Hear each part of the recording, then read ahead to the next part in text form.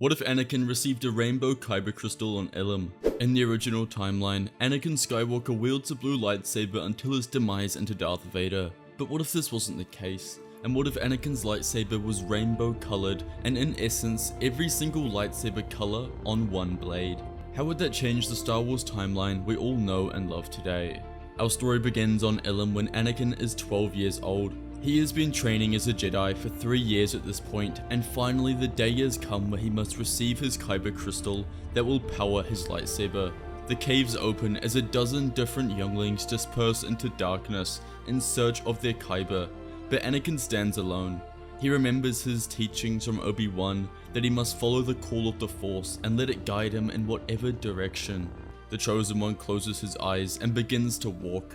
As the minutes descended into hours, Anakin heard the screams of joy as his classmates found their crystals. But he didn't. He'd expected this to be an easy task like all the other mundane things he'd learned at the temple.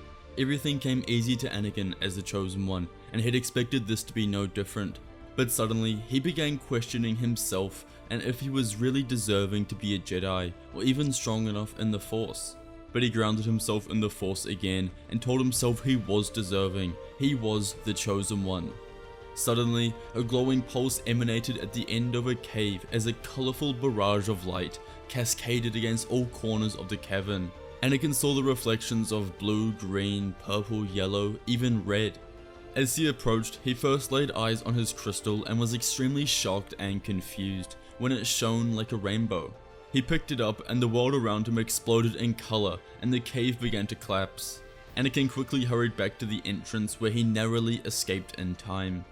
Obi-Wan approached excitedly to see his apprentice, but when Anakin opened his hand to reveal the rainbow crystal, Kenobi's face fell into an expression of concern and uncertainty.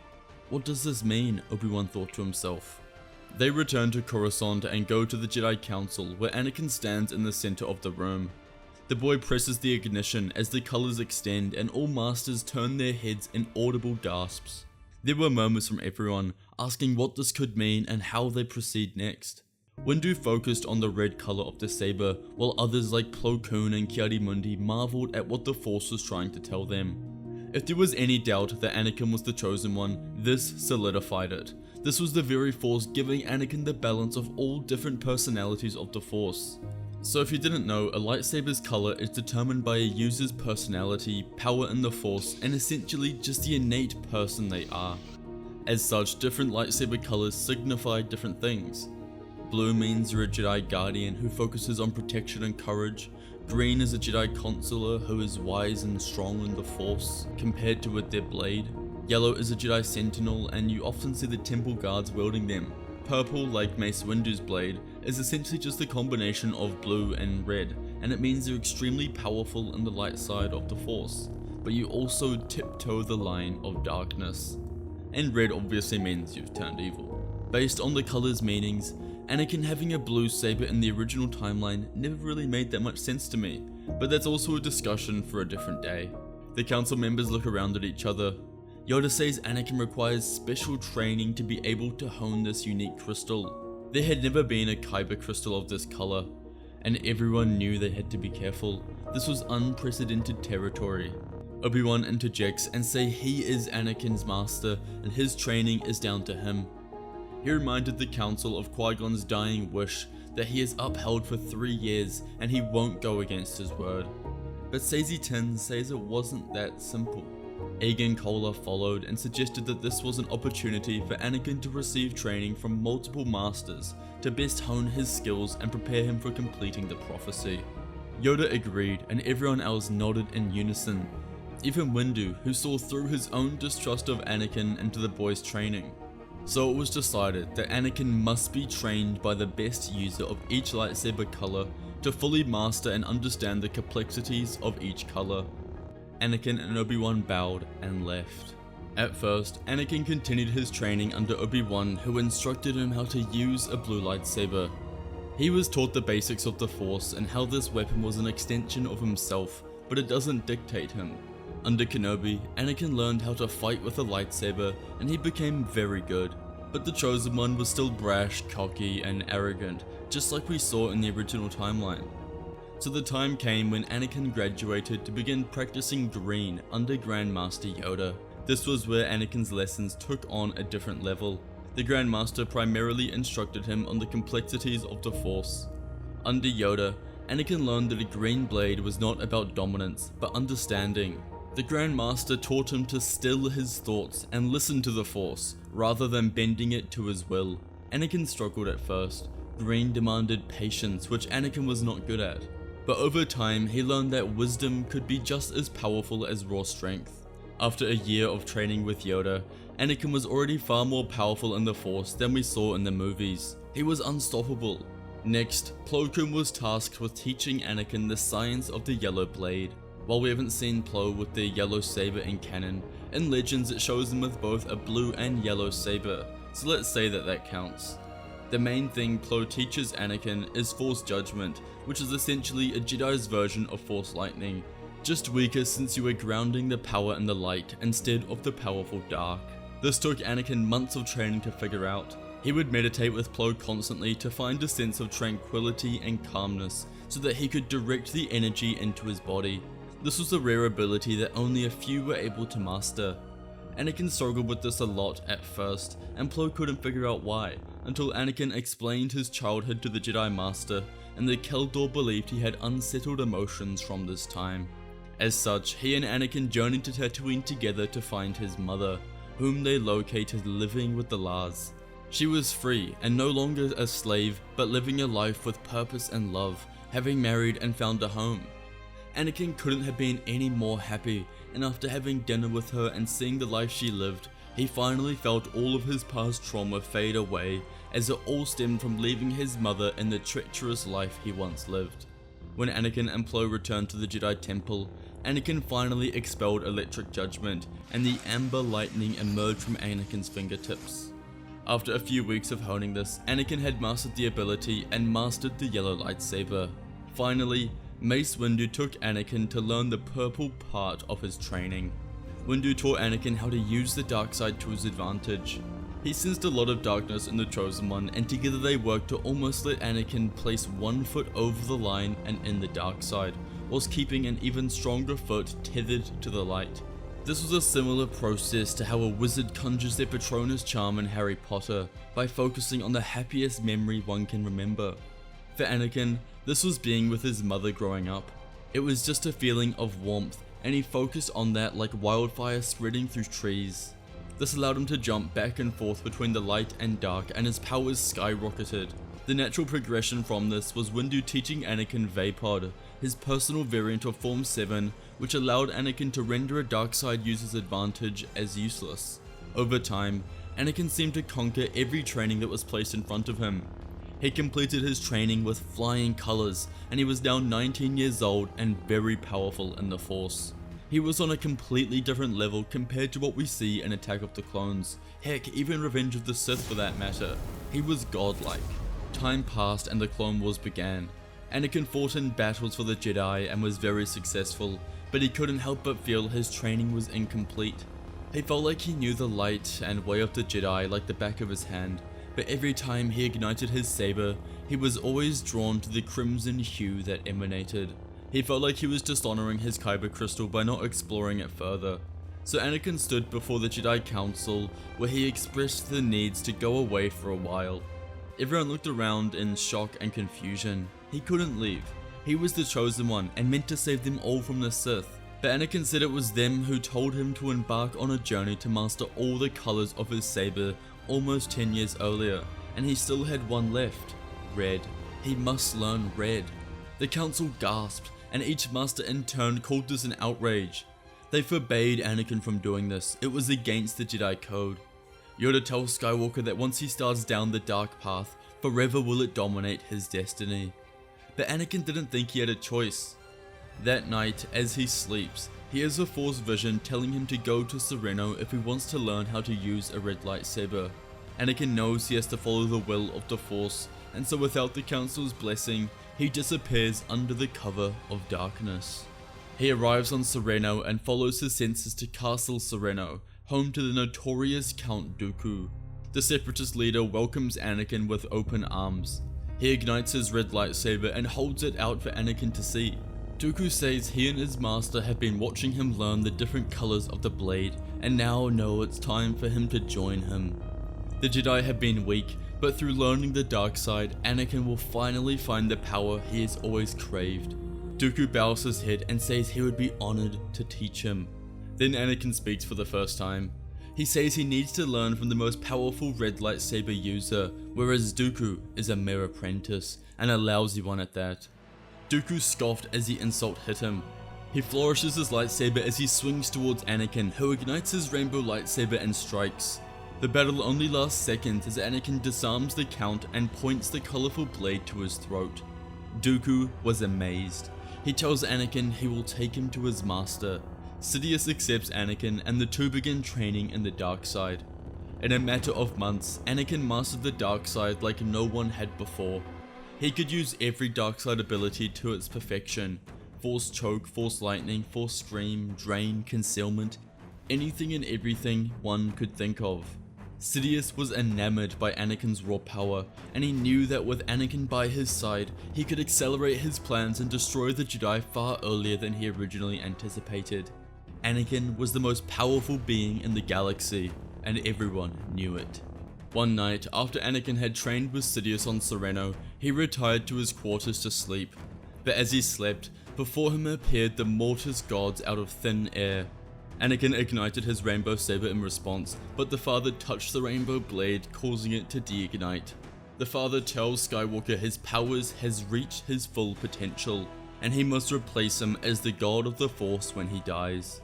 Anakin initially refuses, saying his objectives go beyond living in a secluded area called Mortis. He had a war ahead of him that he needed to fight, but the father showed Anakin his future, causing Anakin to collapse to the floor and succumb to a vision. Skywalker saw Sidious reveal his hood to show Chancellor Palpatine, who was speaking to the clone troopers and executing Order 66, causing the Jedi to die and the Sith take over the galaxy. The dark side would then rule in its totality and cause the largest fraction of imbalance. As Anakin was thrust from this vision, he was sweating. The father says he must see now why he must become the god, for Sidious will destroy the galaxy. Anakin looks up at the gods, looking at the daughter and son who stood on either side of him, but hadn't said anything up until this moment. Anakin responded callously. He said the Sith taking over wouldn't create any more of an imbalance in the Force that already exists. Anakin explains that the Jedi have drifted from their role of flowing with the Force and harmonizing it. That died with Qui-Gon. Now they bend the Force. They involve themselves in politics and have become soldiers, not peacekeepers. Anakin declared the Jedi and Sith are one and the same. For the Force to achieve balance, both the Jedi and Sith must end. The father, daughter, and son are shocked at what he is saying.